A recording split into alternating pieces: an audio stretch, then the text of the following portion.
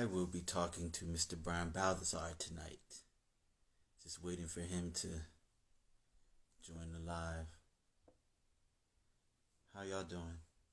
Everybody having a good day, good evening, good morning in some places?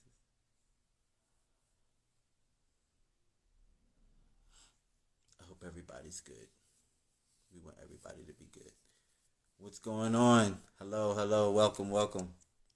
I see you, Brian.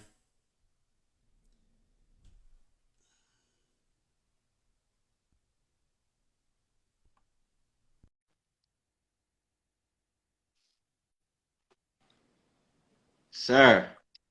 Hey, How are you? good. How are you? Do I have enough light? Can you see me all right? I see you all right. Can you How's see it me? going? Yeah, I can. It's good to see you. Finally, right? I know. Sometimes, geez, I apologize. It's a it's all It's right. been too long. How are you? I'm well. I cannot complain. Good. Um, how have you been in all of this pandemic stuff? I'm fortunate. I will say I'm fortunate in that I've been able to continue to work and stay busy. I think like so many other people though, it's been an adjustment in ways that you sometimes you don't always see on the surface. So, you feel a little isolated. I will say I'm a little bit of a little bit of a recluse, so I don't mind being to myself and but it does get a little isolating. Yeah, yeah. I'm fortunate I, though. I mean, I count myself as lucky. How about you? How have you adjusted to this past year? well, honestly, much hasn't really changed. Not too much. Yeah. I wear a mask more, but my routine hasn't changed. I work for the healthcare system, and it's been the same. Got Yeah. more intense, but it's been pretty much the same. Yeah. Uh, Well, in you keep aspects, busy. You're used to staying busy. yeah, yeah. In aspects where it changed is, the stuff that I do in the arts, like filmmaking and, Yep. broadcasting like this. Normally, I would be in your face with a camera, so here we are. Yeah. Yeah, Yeah, I mean, fortunately, I will say, thanks to technology, now more than ever, you can stay connected with people in a way, that um sorry, if you see so I'm really grateful that we have things like Instagram Live and FaceTime and yeah. all that stuff because I didn't see my father for around 8 to 9 months, and not that my father and Wow. I were like always hanging out, but it was nice to be able to say that you could have like a substantive conversation and feel like you had an interaction and that you can work remote. I produced a show during this time where we were getting tested constantly and really taking a lot of precautions, and that was a weird thing that I had not ever had to do before. So hi, a lot of people, a lot of fun people I know here. Diane is here, Giorgio, Sue, Yeah. Kathleen, the real MD. Wow, it's nice to see all these people. So thanks for asking me to do this. This is really nice. Oh, cool. Glad to have you. So let's go back early in your career. Like, tell me your earliest memory of what inspired you. Well, let's see. I do remember, I don't know if this inspired me, but this is how I kind of knew I should be in television. When I was a little kid, my brother was very athletic, and I, on the other hand, was not so much.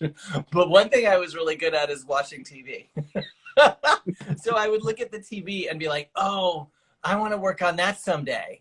Work Hmm. inside that box and, be on that screen and do whatever it is that all those people behind the scenes are doing. So I would say that like I was inspired by all of the like entertainment that was going on in that box at the time. That was back when I think we had like 4 or 5 channels. So it wasn't Yeah. like now. And it seemed like such an unattainable, uh, incredibly lofty ambition to have. Um, and then I kind of put it out of my head for many years. I just didn't really think about it because I never ever thought it was possible. Oh, there's Erica. Hi, Erica. So, what about you? Where was your earliest inspiration? Wow. Mine was in music. Yeah. I always adored the sound of Gladys Knight's voice from a very young age. And Well, yeah, I can see how that would be inspiring. It doesn't get much better than Gladys. yeah, it's a lot of Gladys Knight in the Evans house. And I remember being 6 years old and my parents taking me to see her perform. It's this place in Jersey that's no longer in existence called the Latin Casino. Oh, And they took, really? yeah, Where and in I saw Jersey? Where in Jersey? it was, where is that? Pennsauken, like Yeah, South Jersey, Pennsauken area. yeah. Yeah, Latin Casino. First time I ever saw Gladys Knight. It inspired me. Yeah. Wow.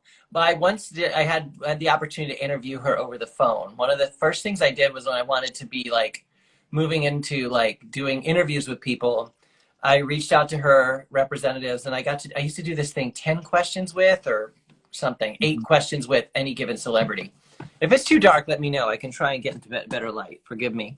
I can't tell. No, Um, and I got to talk to her on the phone, and that was back when I didn't realize like journalists would like say they were going to only ask 10 questions, and then they would just take the best 10 questions they asked. Like they would ask like 20, but I'd be like, oh, that's 10, I'm done.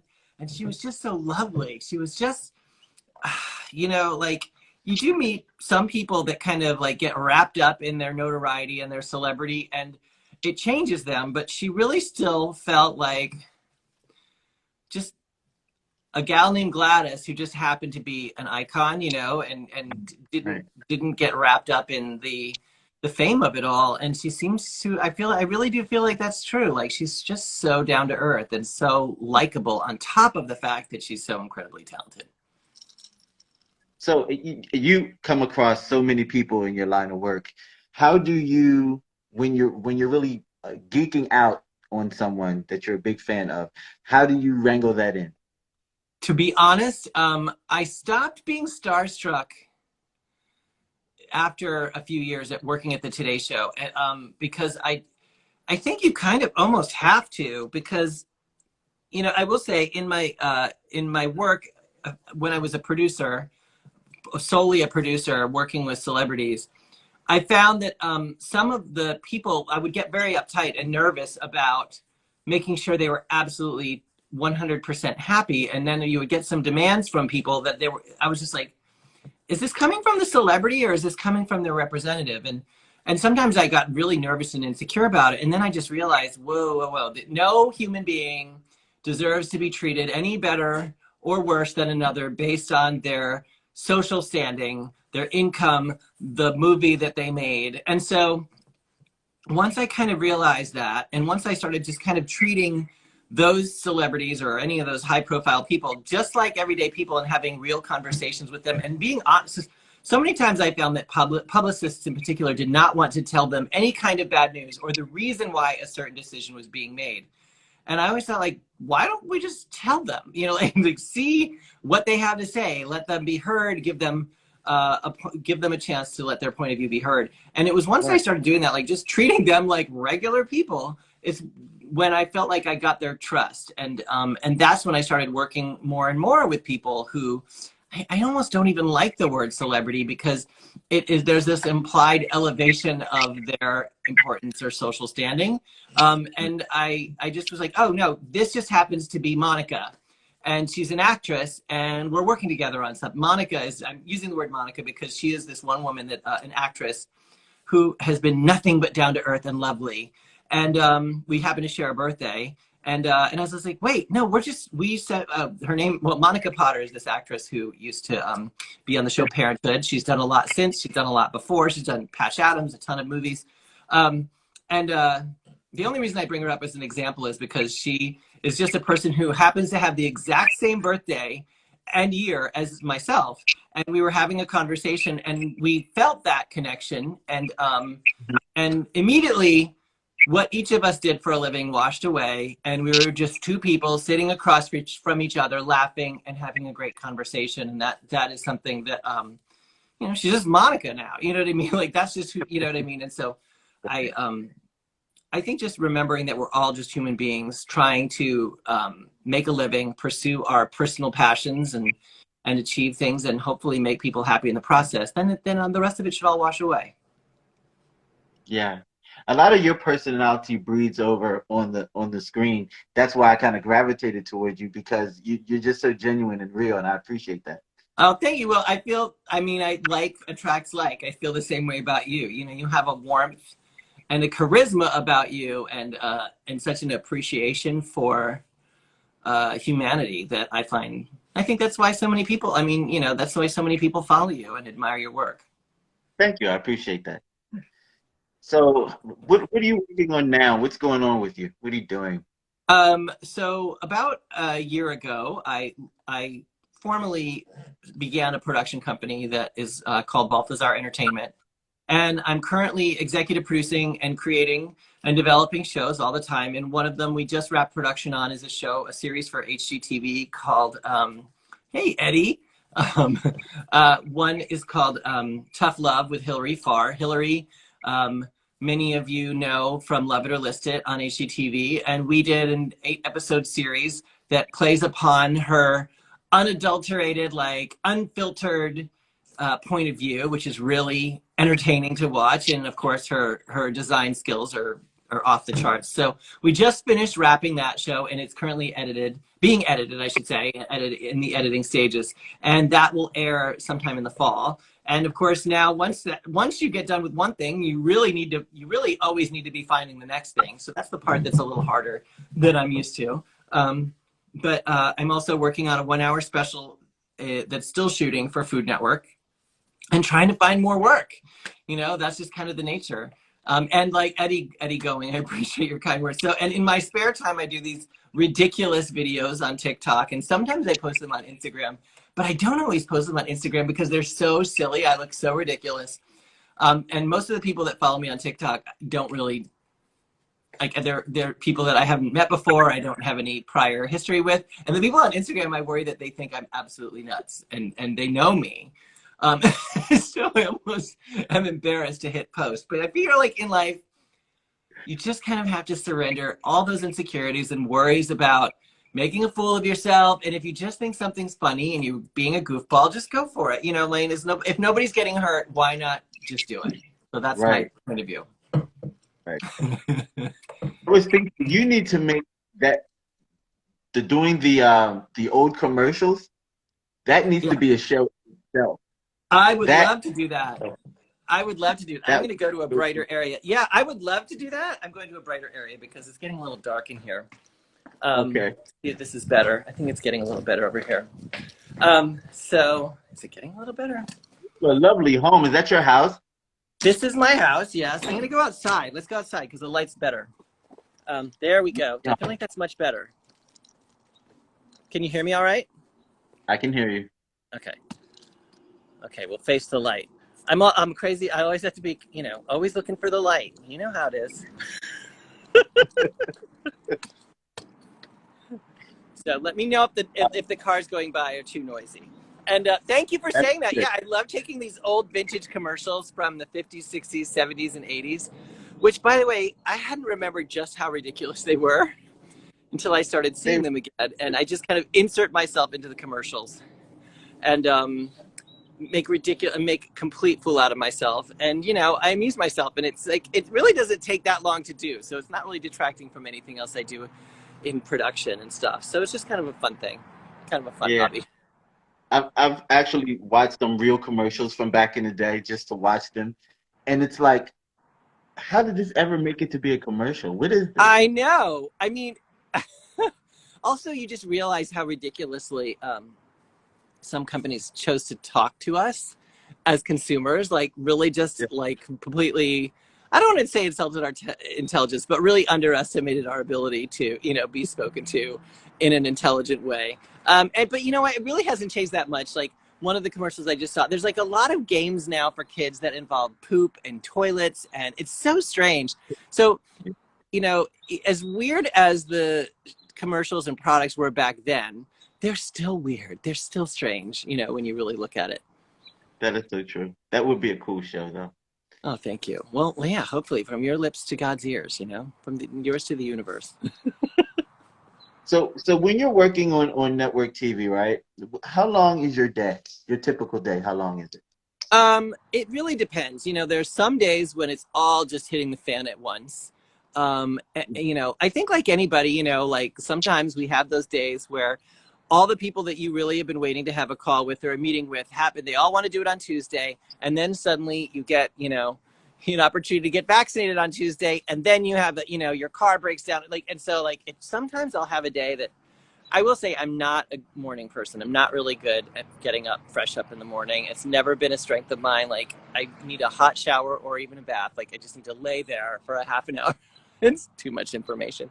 But so I try not to start my day super early if I can. Like if I can start, I'll wake up at like 6:30 and lay there until 7, get up and start at like 8:39. And then sometimes you get done at 6, and sometimes you're just watching. Like if I'm watching cuts of a show, I'd rather watch it the night before and watch it until 9 or 10 because it's still entertainment to me. I still love working. It's a field that I love. So it doesn't feel too much like work some days. And then other days, like I don't have much going on and I make a stupid video for TikTok. So it depends. Yeah. Yeah. What is your hobby? What do you do for fun? Like outside of work? Gardening. I love to garden. I love to repurpose furniture. I love to cook like crazy. I mix a mean drink. I like to do a little bit of everything. I don't go out a ton. Oh, and so, but I do love to entertain, and I play the piano a little bit, not so well, but the reason I don't do that much is because you really have to keep practicing, and that's time I don't get to spend with other people. So, and I do love to watch movies and watch TV. So I love, and I like to run.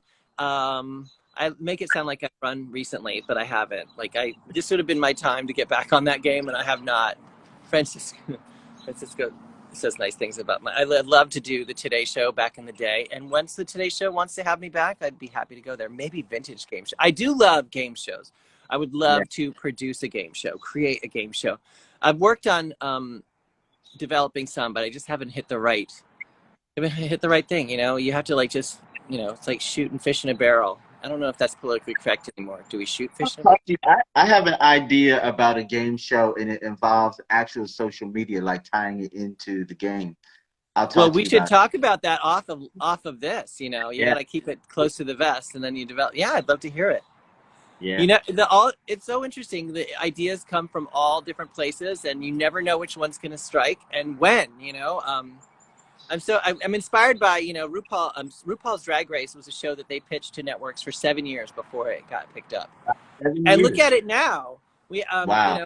We have Jason Carter here watching, and he was part of the pit crew on RuPaul's Drag Race, and now has a successful on-camera job of his own. And I think it's such an inspiring story to think like sometimes you just have to wait for the right time and the right person to hear your idea, and you only need one yes. You just need one person to say yes. So that's So what true. keeps me going. It can be frustrating as hell sometimes, but we all keep going.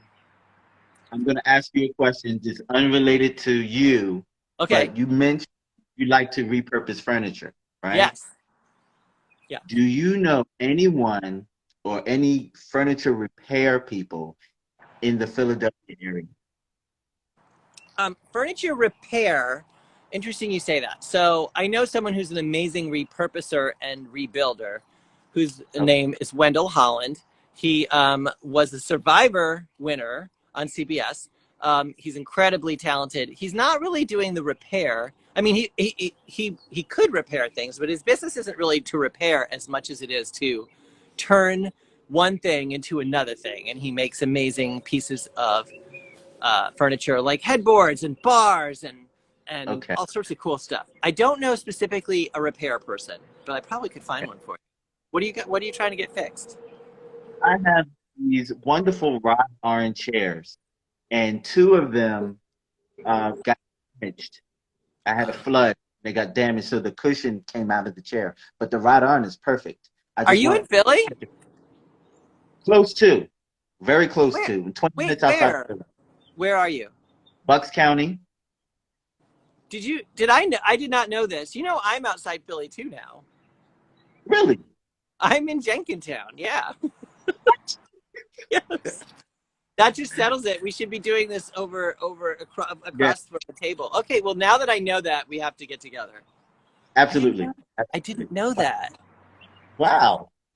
That's so funny. Well, and now I'm soon to be fully vaccinated, so like all bets are off. All You have right. to come over and hang Absolutely. out. Yeah.